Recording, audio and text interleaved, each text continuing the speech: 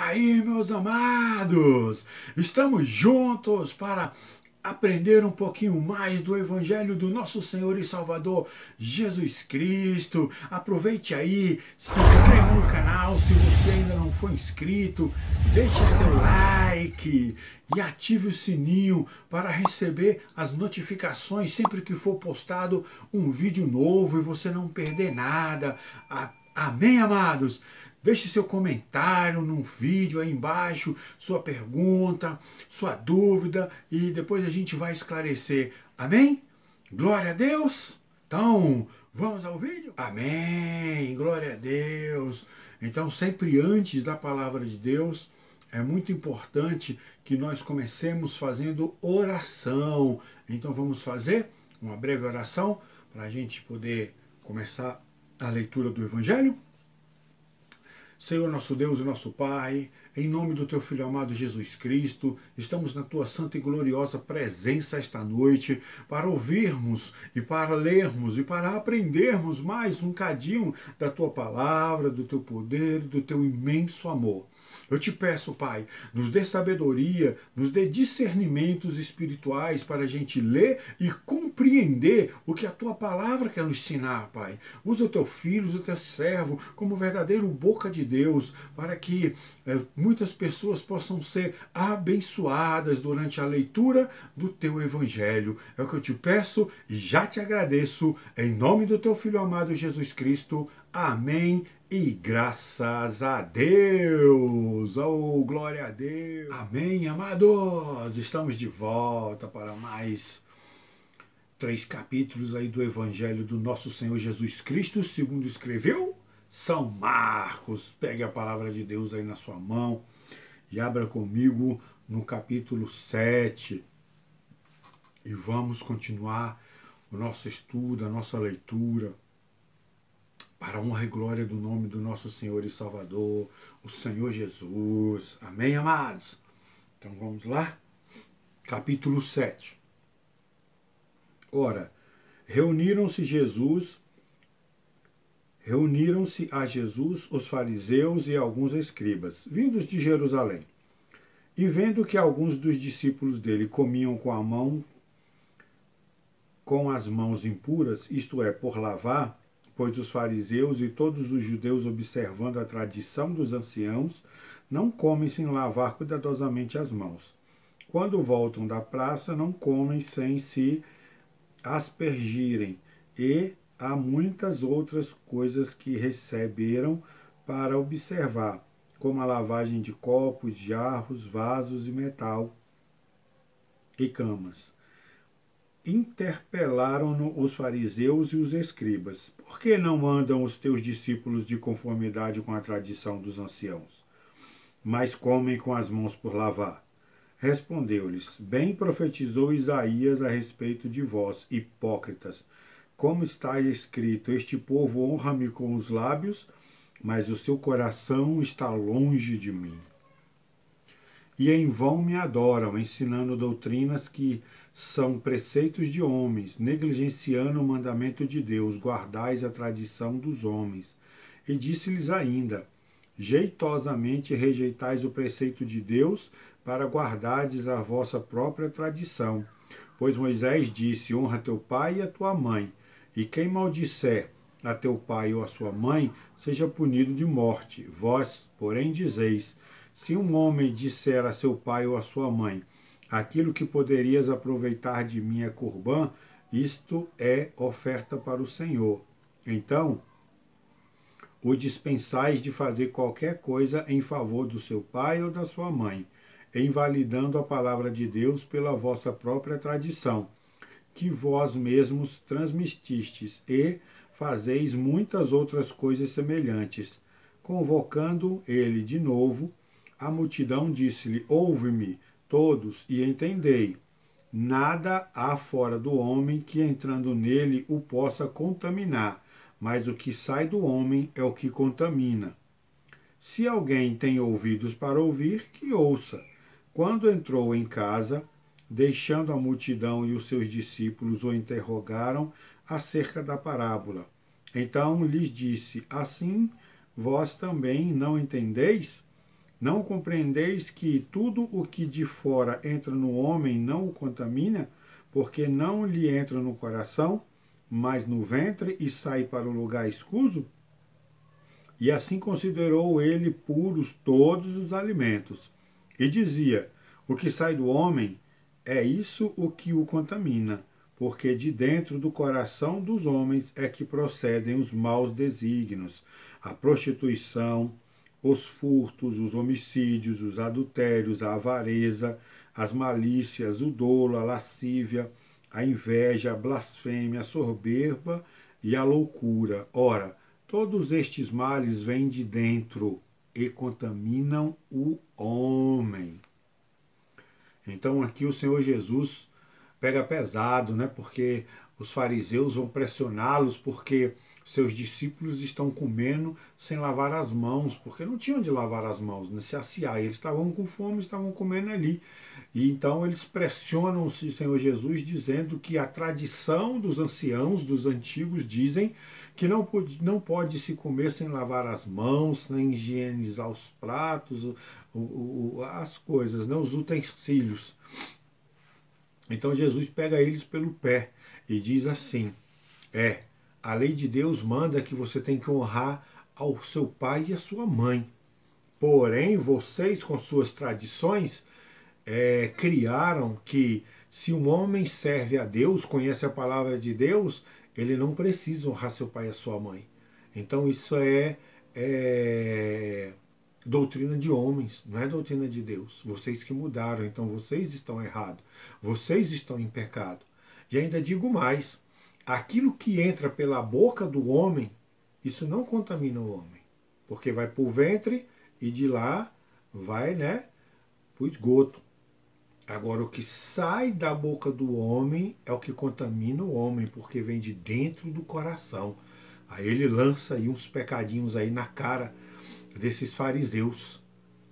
E eles têm que se calar e engolir.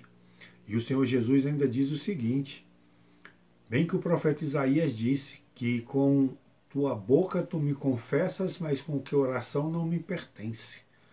Ou seja, Jesus, como filho de Deus, ele está se incluindo nisso aí, que eles dizem, né, que honram a Deus, mas só da boca para fora, porque o coração não pertence a Deus, muito pelo contrário, a soberba que procede deles. Então, por isso que o Senhor Jesus fala assim, porque naquela época eles tinham que honrar o pai e a mãe e proteger o que eles têm, ajudar os pais e a mãe com seus valores, só que eles arrumaram aí ao longo da história, uma tradição que aqueles que serviam a Deus, eles não precisavam tirar dinheiro para dar para os seus pais, ajudar os seus pais, honrar os pais e as mães. Então, o Senhor Jesus vai na cara deles que esse é um mandamento, o primeiro mandamento, com promessa, inclusive, não é o primeiro mandamento, é o primeiro mandamento que tem uma promessa, que ele diz o seguinte: honrai teu pai e a tua mãe e se prolongarão teus dias aqui na terra. Amém, amados? Vamos continuar? Versículo 24. Levantando-se, partiu dali para as terras de Tiro e Sidom. Tendo entrado numa casa, queria que ninguém o soubesse, no entanto, não pôde ocultar-se, porque uma mulher cuja filhinha estava possessa de espírito imundo, tendo ouvido a respeito dele, veio e prostrou-se-lhes aos pés. Esta mulher era grega, de origem ciro-fenícia, e rogava-lhe que expelisse de sua filha o demônio. Mas Jesus lhe disse: deixe primeiro que se fartem os filhos, porque não é bom tomar o pão dos filhos e lançá-los aos cachorrinhos. Ela, porém, lhe respondeu: sim, Senhor, mas os cachorrinhos debaixo da mesa comem das migalhas das crianças.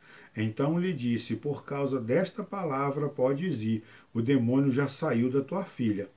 Voltando ela para casa, achou a menina sobre a cama, pois o demônio a deixara. O que acontece aqui? O Senhor Jesus, né, entra numa casa, numa cidade, e ele não quer que o povo saiba que ele está lá. Só que aí essa mulher descobre. E essa mulher, ela era grega, ela não era hebreia. E quando ela chega e pede o Senhor Jesus para efetuar o milagre de expulsar o demônio da filha dela lá na casa dela, ele fala que ele veio primeiro para os filhos de Israel. Por isso que ele diz, não podes deixar de dar aos filhos para dar para os cachorrinhos. Os cachorrinhos que eles se referem era o povo que não era o povo de Deus, era o povo mesmo ímpio, né? Que não era do povo de Deus, que não tinha Deus no coração.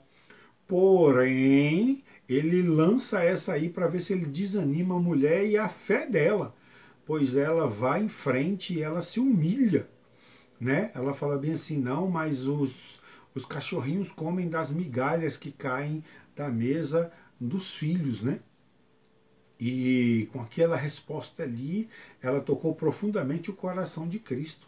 E ele diz, por causa desta tua palavra, você pode ir para sua casa que o demônio já saiu da sua filha. E a palavra nos diz que quando ela chega em casa, a menina está sentada, liberta do demônio. O Senhor Jesus, ele pode operar os milagres aonde ele quiser. Ele não precisa estar perto, ele não precisa estar no local, ele não precisa estar diante da pessoa. Apenas com uma ordem dele, aonde estiver, no sul, no norte, no Japão, na China, no Brasil, apenas uma ordem e a cura acontece por causa do milagre da palavra, da fé. Amém, amados? Versículo 31. De novo se retirou das terras de Tiro e foi para Sidom, até o mar da Galileia, através do território de Decápolis. Então lhe aproximaram um surdo e um gago, e lhe suplicaram que impusesse as mãos sobre ele. Jesus, tirando-o da multidão à parte, pôs-lhe os dedos nos ouvidos e lhe tocou a língua com saliva. Depois, erguendo os olhos ao céu, suspirou e disse, Efatá, que quer dizer, abre-te. E abriram-se-lhe os ouvidos, e logo se lhe soltou o empecilho da língua, e falava desembaraçadamente. Mas lhe ordenou que a ninguém o dissessem. Contudo, quanto mais recomendava, tanto mais eles o divulgavam. Maravilharam-se sobremaneira, dizendo, tudo ele tem feito esplendidamente bem. Não somente faz ouvir os surdos, como falar os mudos. Ou seja, aqui chega um surdo, um mudo, e o Senhor Jesus vai lá e opera um milagre nele, né? E depois ele pede para ele, olha, não comente o que aconteceu com você. Eu estou aqui, mas não fale que eu estou aqui, nem o que aconteceu com você. E aí era impossível uma pessoa que recebe um milagre tamanho de ser surdo e ser mudo, e o cara sai dali daquela casa ouvindo e falando, e ele não falar para as pessoas quem foi que fez o milagre e como que aconteceu aquela maravilha na vida dele. Então, quanto mais ele ordenava o pessoal para eles ficar calado, mais o pessoal ficava maravilhado e mais eles divulgavam a fama de Jesus, que ia crescendo cada vez mais. Então ele chegava nas cidades e ficava quase impossível dele caminhar, porque o povo ficava atrás dele por causa do que já ouvia falar das maravilhas que ele vinha fazendo. Amém, amados? Glória a Deus. Vamos ao capítulo 8. Naqueles dias, quando outra vez se reuniu grande multidão, e não tendo eles o que comer, chamou Jesus os discípulos e lhes disse, tenho compaixão desta gente, porque há 3 dias que permanecem comigo, não tenho o que comer. Se eu os despedir para suas casas em jejum, desfalecerão pelo caminho, e alguns deles vieram de longe. Mas os seus discípulos lhe responderam, de onde poderá alguém fartá-los de pão neste deserto? E Jesus lhe perguntou, quantos pães tendes? E responderam eles, 7. Ordenou ao povo que se assentasse no chão, e tomando os 7 pães, partiu-os após ter dado graças, e os deu a seus discípulos, para que estes os distribuíssem, repartindo entre o povo. Tinham também alguns peixinhos, e abençoando-os, mandou que estes igualmente fossem distribuídos. Comeram e se fartaram. e dos pedaços restantes recolheram 7 cestos. Eram cerca de 4.000 homens. Então Jesus os despediu. Logo a seguir, tendo embarcado juntamente com seus discípulos, partiu para as regiões de Dalmanuta. Aqui é a segunda multiplicação dos pães e dos peixes. Mas que peixes era esse que ele distribuía e o povo comia assim? Peixe cru? Era sushi? Era não, amados. Naquela época, eles cortavam o peixe, colocavam no sol para secar, envolviam eles com sal para não apodrecer, e ali eles colocavam nos alforjejim, e quando davam fome, eles iam lá, tiravam os fiapim e ia comendo. Pronto, como se fosse o bacalhau hoje, né? Que você compra o bacalhau e ele vem salgado, ele vai tirando os fiapim. Era esse tipo de peixe que ele sempre perguntava. E quantos peixes tem? E o pessoal, vou ali olhar. Não é porque eles iam pescar, não, é porque eles já estavam com eles. Os peixezinhos desse jeito, partido no meio, aberto, salgado e seco. Tá? Que era para durar mais tempo. Então era esse aí que ele fazia a multiplicação. Agora olha aqui uma revelação para você. O que ele diz? Depois que ele pega os pães, levanta os olhos para o céu e dá graças a Deus, é que a multiplicação acontece. Por isso que todas as vezes em que um cristão vai comer alguma coisa, ele tem que orar em agradecimento, dando graças a Deus pelo alimento, para multiplicar nos seus celeiros. Então, presta atenção, essa dica aí ela é importantíssima.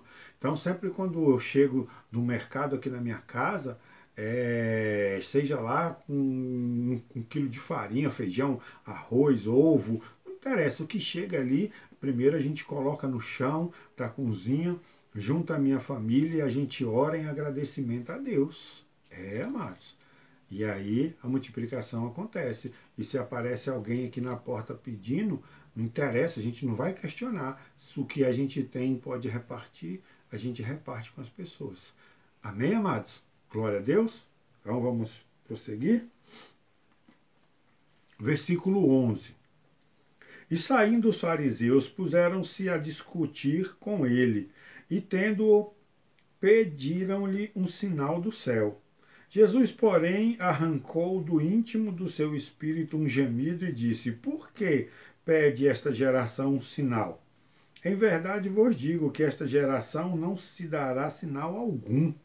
E deixando-os, tornou a embarcar e foi para o outro lado. Os fariseus querendo pressionar o Senhor Jesus: eu quero um sinal de que você é filho de Deus. E ele faz assim: uma coisa eu digo para vocês, vocês não vão ter sinal nenhum. E pega e vai embora.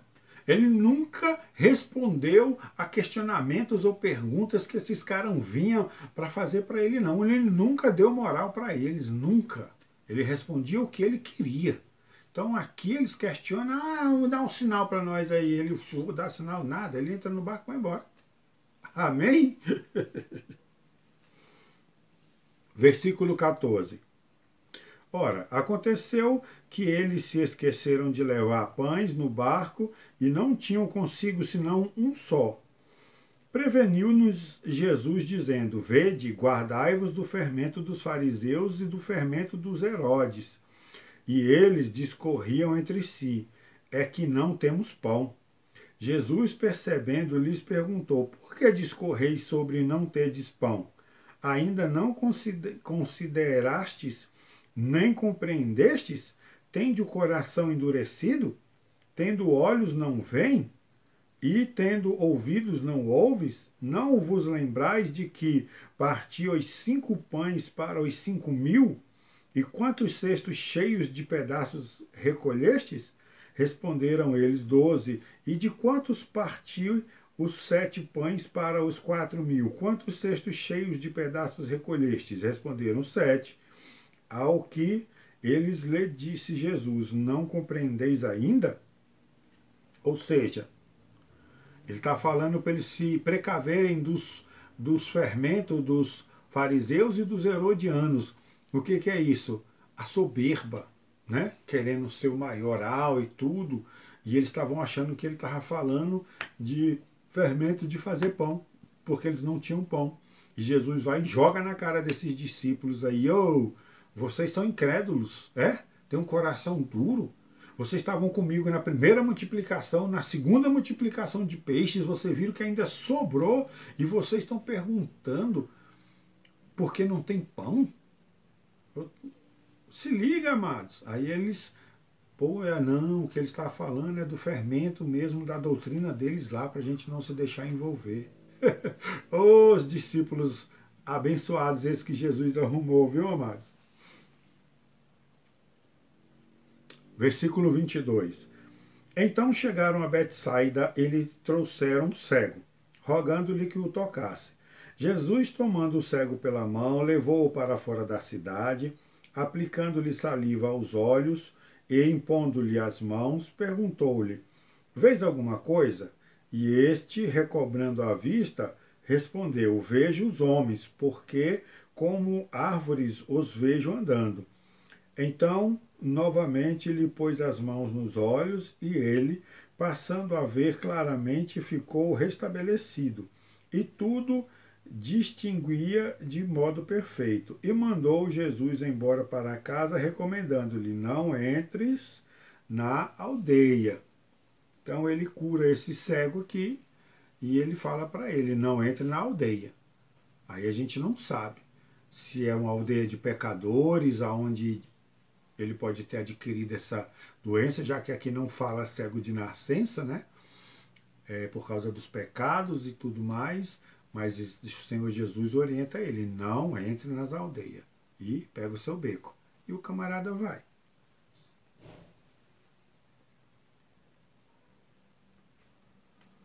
Versículo 27. Então Jesus e os seus discípulos partiram para as aldeias de Cesareia de Filipe, e no caminho perguntou-lhes: Quem dizem os homens que eu sou? E responderam: João Batista, outros Elias, mais outros algum dos profetas. Então lhes perguntou: Mas vós, quem dizeis que eu sou? E respondeu Pedro, lhe disse: Tu és o Cristo. Advertiu Jesus de que a ninguém dissessem tal coisa a seu respeito. Então começou ele a ensinar-lhes que era necessário que o Filho do Homem sofresse muitas coisas, fosse rejeitado pelos anciãos, pelos principais sacerdotes e pelos escribas, fosse morto e que depois de 3 dias ele ressuscitasse. E isto lhe expunha claramente, mas Pedro, chamando-o à parte, começou a reprová-lo. Jesus, porém, voltou-se e, fitando os seus discípulos, repreendeu a Pedro e disse: Arreda, Satanás, porque não cogitas das coisas de Deus, e sim das coisas dos homens. Você está vendo aqui como é que é as coisas? Jesus pergunta para os seus discípulos: quem o povo está dizendo aí que eu sou? Aí há uns dizem que o senhor é João Batista, né, que já tinha morrido, outros dizem que o senhor é Elias, outros dizem que o senhor é um profeta. Aí ele pergunta para os 12: e vocês, quem dizem que eu sou? Aí Pedrão se levanta e fala: tu és o Cristo, que quer dizer ungido de Deus, o Filho de Deus. Aí logo, né, o Senhor Jesus começa a ensinar a eles que ele vai ser entregue na mão dos fariseus, dos escribas, dos principais sacerdotes e tudo, que ele tem que morrer para ele poder ressuscitar no 3º dia. E Pedro vai lá repreender Jesus. Não, isso não vai acontecer com o senhor, não. Não pode, não. Mas Jesus já olha para ele assim e fala para ele: arreda-te de mim, Satanás. Ou seja, não quer dizer que Pedro ele foi possuído por Satanás, mas Satanás estava lançando setas para que Pedro fosse usado para tocar em Jesus e deixasse ele na fraqueza, porque ele tinha que deixar os discípulos amados. Então o Senhor Jesus dá logo uma dura em Pedro, e a dura daquelas ferrenhas, né? Arreda-te de mim, Satanás. Então, em um momento, ele está cheio do Espírito Santo, porque se revelou que o Senhor era filho, né, de Deus. E logo no outro momento ele está lá sendo repreendido, dizendo que Satanás está enchendo a cabeça dele. Então a gente tem que, por isso que a gente tem que orar e vigiar o tempo inteiro, amados. O tempo inteiro. Porque para Satanás lançar uma seta na cabeça da gente aí, no nosso coração, e a gente, na hora da raiva, da ira, fazer uma besteira para vir se arrepender depois, daqui para ali. Amém, amados?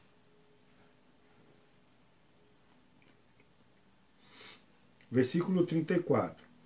Então, convocando a multidão e juntamente com seus discípulos, ele disse: Se alguém quer vir após a mim, a si mesmo negue, tome a sua cruz e siga-me. Quem quiser, pois, salvar a sua vida, perdê-la-á. E quem perder a sua vida por causa de mim e do evangelho, salvá-la-á. Que aproveita o homem ganhar o mundo inteiro e perder a sua alma? Que daria um homem em troca da sua alma? Porque qualquer que nesta geração adúltera e pecadora se envergonhar de mim e das minhas palavras, também o Filho do Homem se envergonhará dele, quando vier na glória do seu Pai com os santos anjos. Então o Senhor Jesus junta ali a multidão, junto com seus discípulos, diz: aquele que quiser vir após a mim, ou seja, seguir a Cristo, negue-se a si mesmo. Uau! A gente tem que negar a nossa vontade para servir a vontade do Pai. Qual é a vontade do Pai? Que nós amemos o próximo até mais do que a nós mesmos. Né? Coloque a vontade dele na frente da nossa. Negue-se a si mesmo. É verdade, meu amado. Isso aqui é... E aquele que perder a sua vida, por amor de mim e do Evangelho, achá-la-á. Ou seja, olha a loucura, né?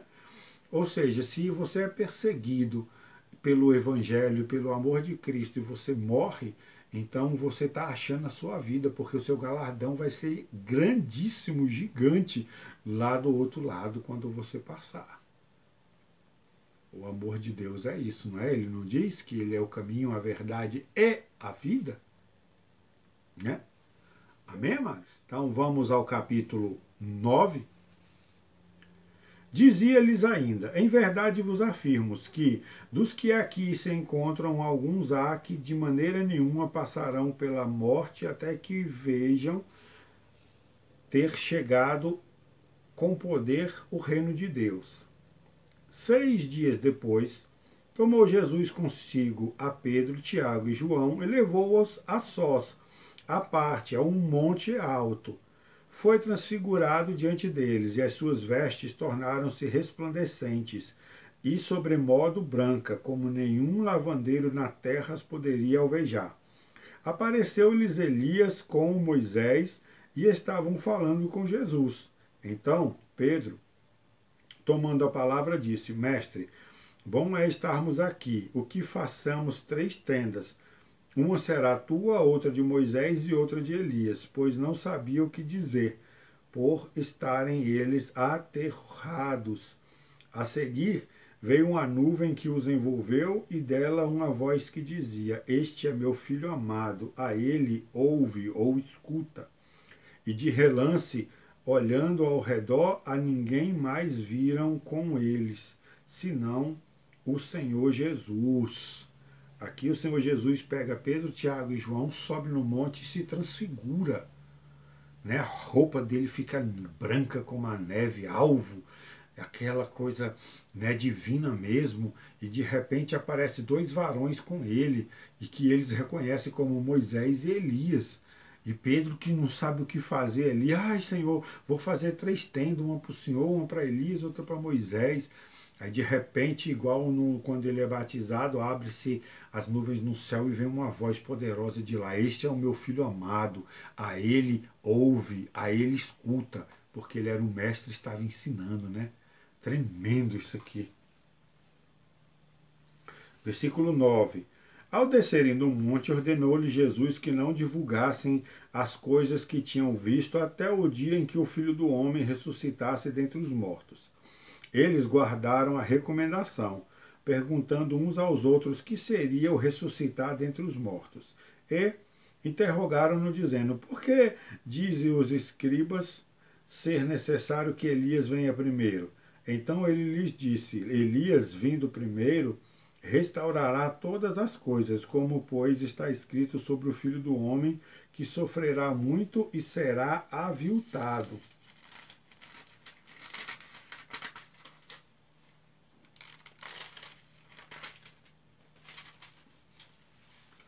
Eu, porém, vos digo que Elias já veio e fizeram com ele tudo o que quiseram, como a seu respeito está escrito.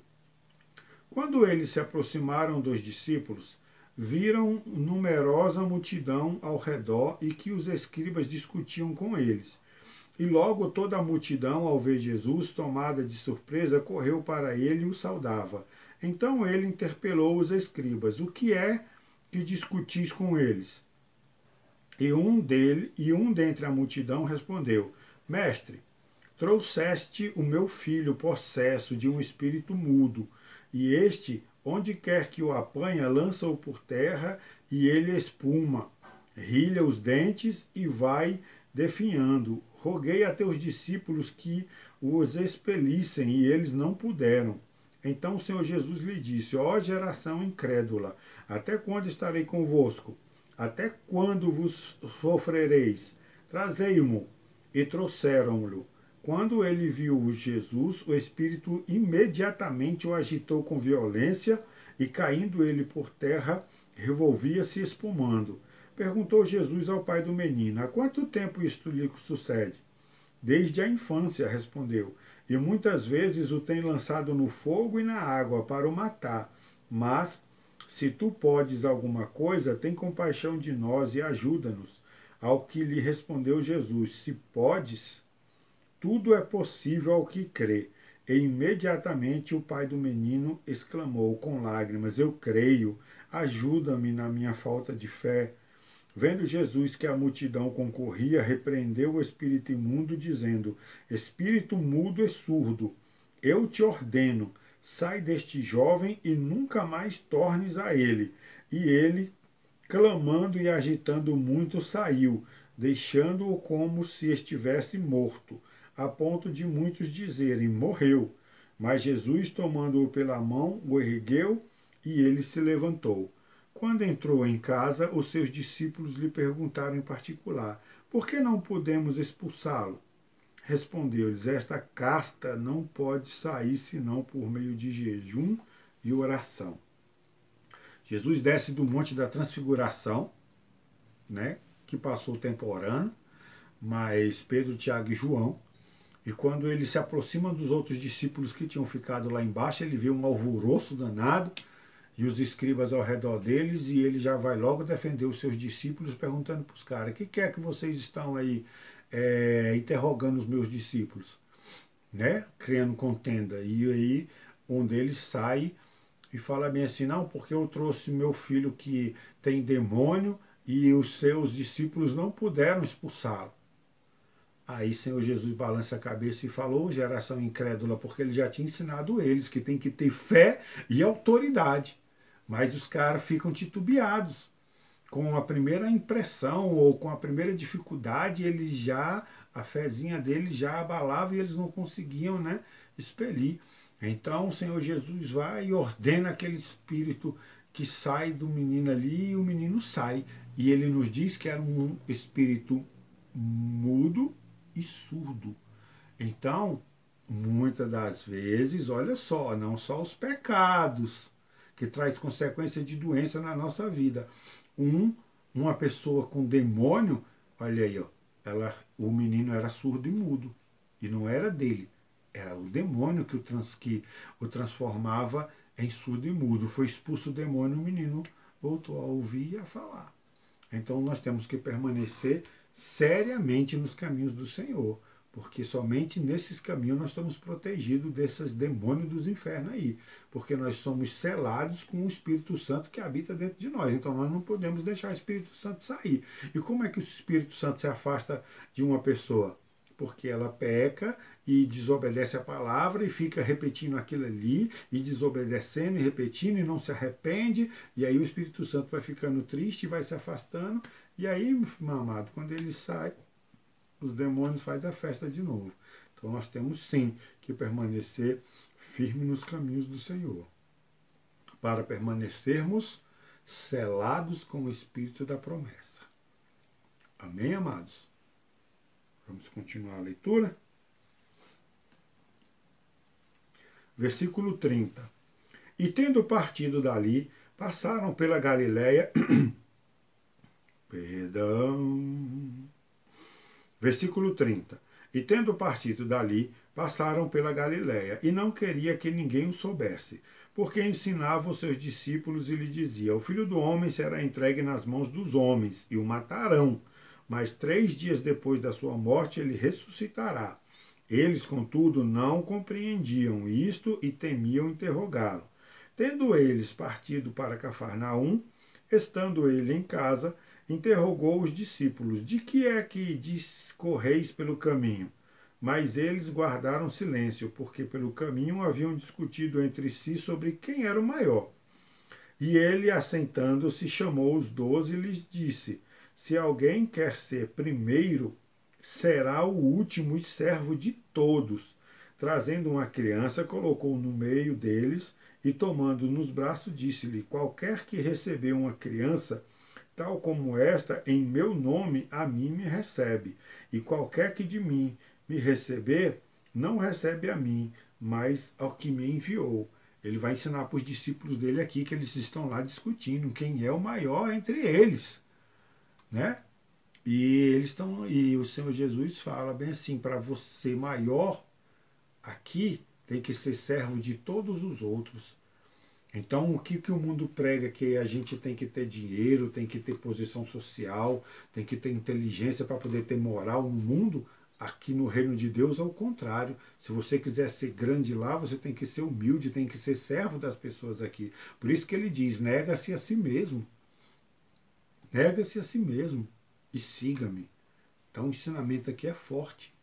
E ele ainda fala para os discípulos que ele tem que ser entregue na mão dos homens, eles vão matar ele, e 3 dias depois ele vai ressuscitar. Mas os discípulos ainda não acreditavam que ele ia ressuscitar. Pode uma coisa dessa? Pode, né? Que eles estavam fazendo. Glória a Deus e aleluia. Versículo 38. Disse-lhe João: mestre, vimos um homem em que teu nome expelia demônios, o qual não nos segue, e nós lhe proibimos, porque não seguia conosco. Mas Jesus respondeu: não lhe proibais, porque ninguém há que faça milagre em meu nome e logo a seguir possa falar mal de mim, pois quem não é contra nós é por nós. Porquanto aquele que vos der de beber um copo de água em meu nome, porque sois de Cristo, em verdade vos digo que de modo algum perderá o seu galardão. E quem fizer tropeçar um destes pequeninos crentes, melhor lhe fora que lhe pendurasse ao pescoço uma grande pedra de moinho e se lançasse ao mar.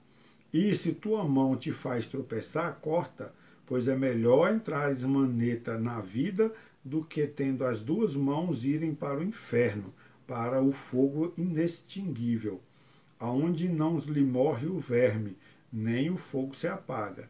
E se teu pé te faz tropeçar, corta-o. É melhor entrares na vida aleijado do que tendo os 2 pés seres lançado no inferno, aonde não lhe morre o verme e nem o fogo se apaga. E se um dos teus olhos te faz tropeçar, arranca-o. É melhor entrares no reino dos céus com um só dos teus olhos do que, tendo os 2, serem lançados no inferno, de onde eles não morre o verme e nem o fogo se apaga. Amém? O que ele está dizendo aqui? Que aquele que faz desviar um desses pequeninos crentes ou seguidores de Cristo, melhor seria se amarrasse uma pedra de moinho no pescoço e ele fosse lançado logo ao mar, porque ele vai pagar caro por isso, né? E aí ele instrui eles: se a tua mão te faz pecar, faz roubar, se o teu pé faz você fazer alguma coisa errada, se teu olho, é melhor você arrancar e jogar fora e entrar no reino de Deus, na vida, né? Diz entrar na vida, do que com um braço, com uma perna só, com um olho só, do que tu ser lançado no inferno, porque lá o verme não morre. Sabe o que significa isso aí? Que quando quem vai ser lançado no inferno, que tiver lá com seu corpo apodrecendo, aqueles vermes comendo, ele vai sentir a dor dos vermes comendo a carne. E o fogo não se apaga. Então, amados, a coisa é séria. Melhor para nós é permanecermos nos caminhos do Senhor. Amém, amados? Versículo 49. Porque cada um será salgado com fogo. Bom é o sal, mas se o sal vier a tornar-se insípido, como lhe restaurará o sabor? Tende sal em vós mesmo e paz uns com os outros. Amém, amados? Então, ficamos por aqui e até o próximo vídeo, se Deus quiser.